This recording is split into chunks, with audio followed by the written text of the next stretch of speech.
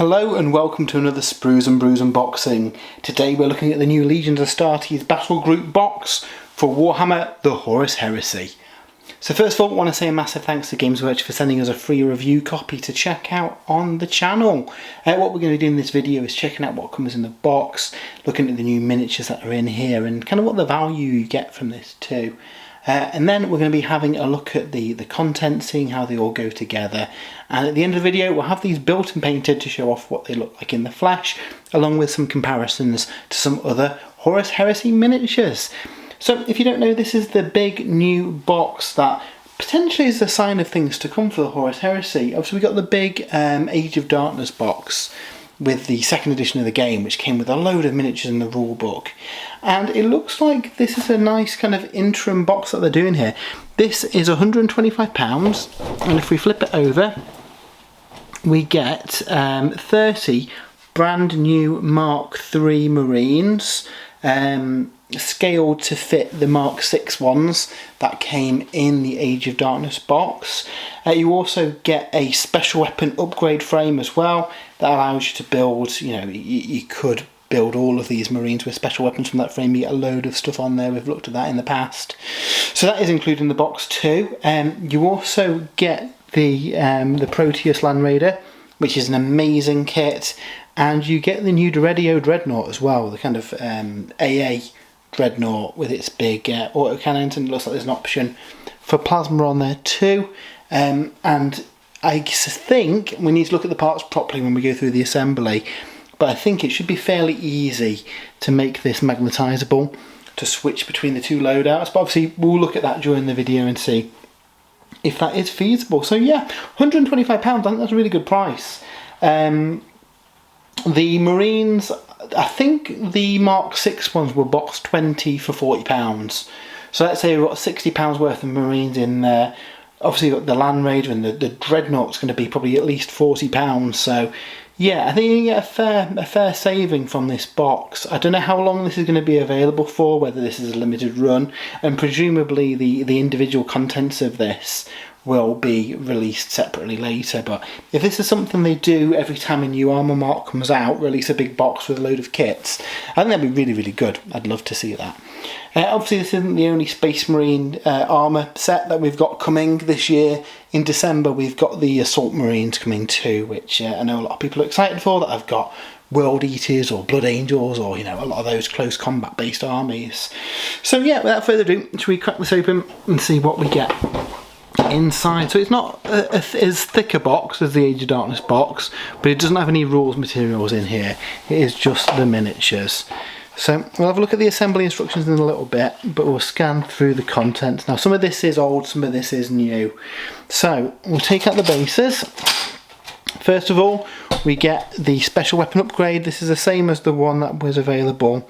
It came out at the same time as the Age of Darkness box, and you've got plasma, melter, volkite, flamer, rotocannons, all sorts of stuff on there. So that is really cool. I believe on one frame you're able to make 5 of each weapon type. So I think you only get one of these frames in the box, which means that you could do a squad of, 5 plasma and 5 melter with this. So that's handy to have for your weapons. We also get the Marines. So again, these look like they are done in a similar format to the Mark VI Marines. So we'll get all these out of the box. That is from that. Big stack of these, but obviously there's 30 of these in the box.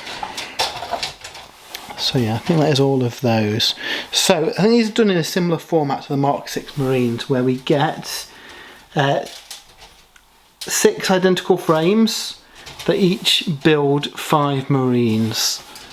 So obviously on the other ones we had those studded shoulder pads, so that required the shoulders to be in a couple of parts. Obviously that's not a problem on these because they're a bit more chunky looking Marines. Obviously we've seen Mark III Marines before that were a little bit squatter, where these ones fit in more with the scale of the recent Mark VI stuff. So yeah, really, really cool. I'm going to be adding these to my Sons of Horus army because I think they really fit the style of the armour. So yeah, I'll be doing these as Sons of Horus. I think the Mark VI really fits my Emperor's Children better because they're a bit more kind of sleek and graceful. But yeah, these look really cool. So you're looking forward to building these up.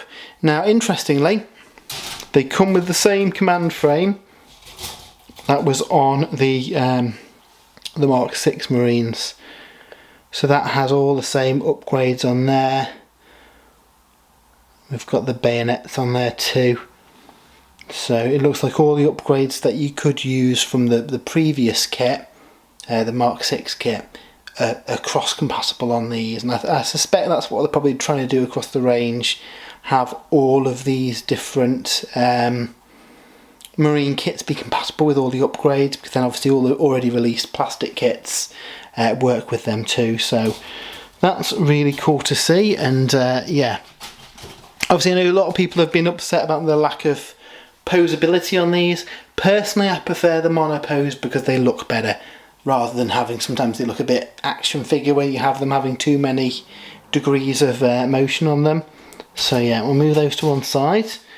In the box we also get a Predator kit too.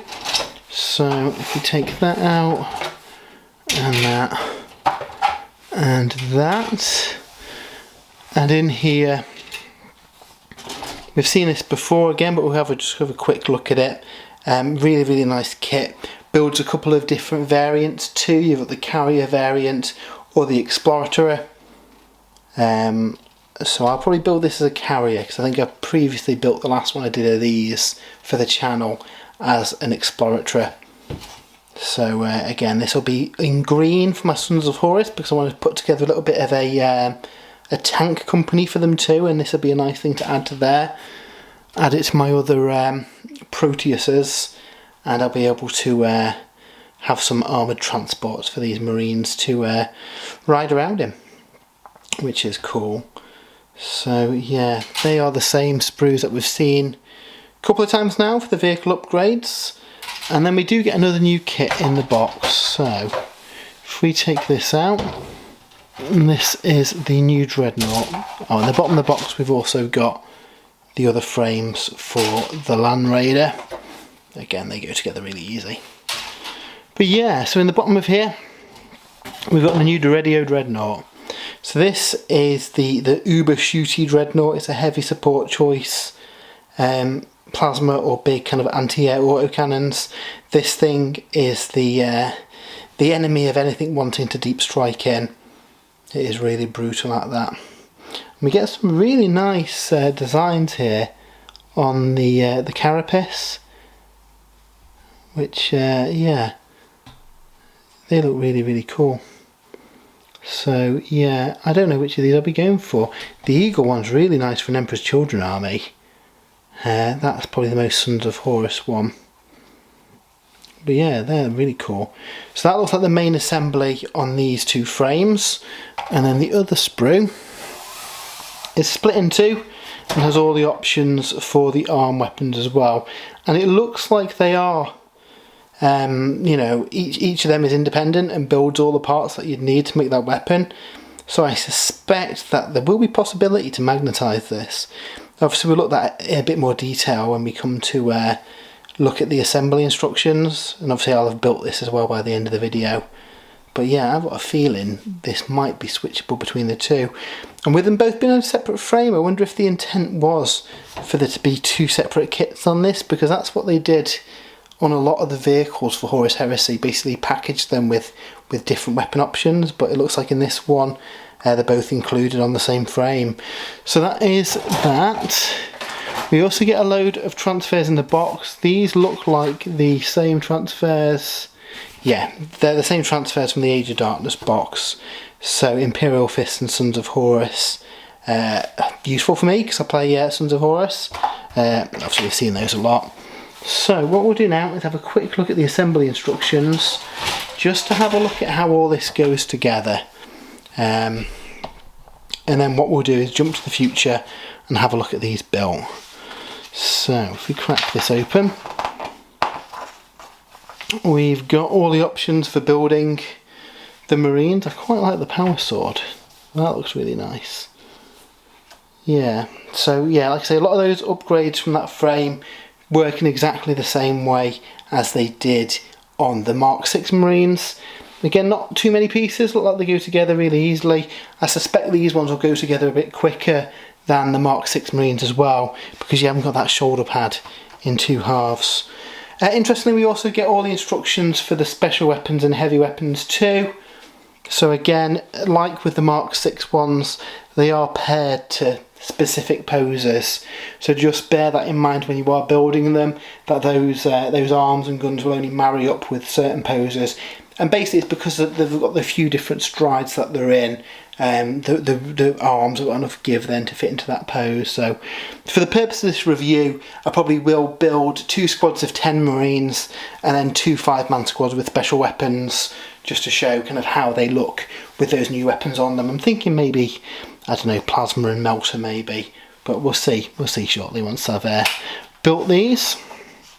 We then get the Deredeo Dreadnought, and it looks like there's a couple of different pose options for how you have the legs.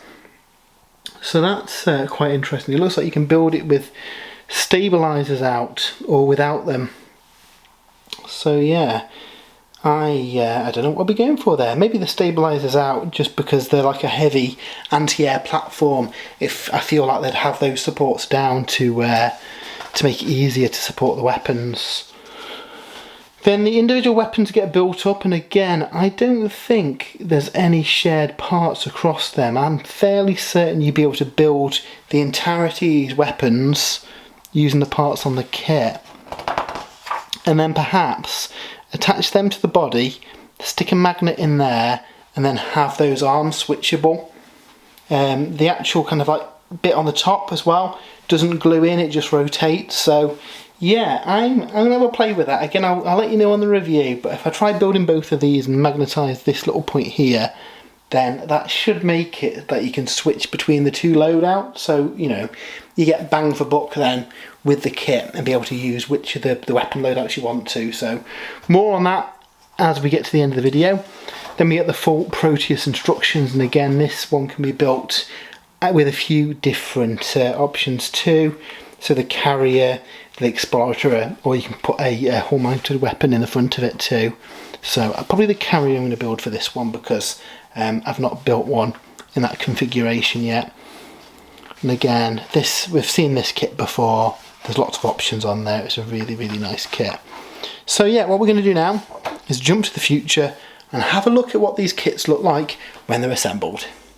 So let's check out some of the painted miniatures from the box. So we'll start with one that we've seen before, the Proteus pattern Land Raider.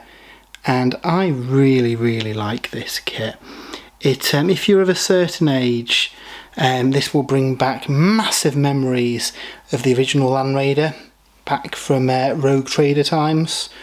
They've kind of captured the aesthetics of that while keeping the kind of you know, the modern look of Space Marines, and it's a really nice sweet spot between the two. So really, really nice one to add to the collection. Now this one is built and painted as a World Eaters Explorator. You can build it as the carrier as well, which has the basically it's the transport version of it. So yeah, that's handy to use as a transport for I think you have a dedicated transport for Terminators, or you can buy them as a heavy choice. But yeah, really, really nice tank, and definitely want to add to the collection if you haven't got any. And moving on to the other stuff in the box, we do have the new MKIII Marines, and these are really, really nice. I really enjoyed painting these up. The way they go together is much like the MKIII Marines in that they're sprues of 5 models. So each 5 of them, each group of 5 is going to be posed similarly.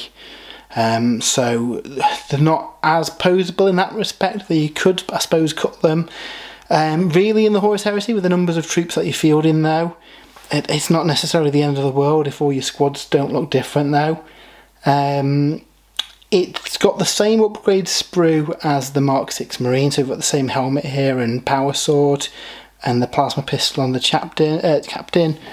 We've also put on the bayonets because I think they look cool on there as well, and they're fully compatible.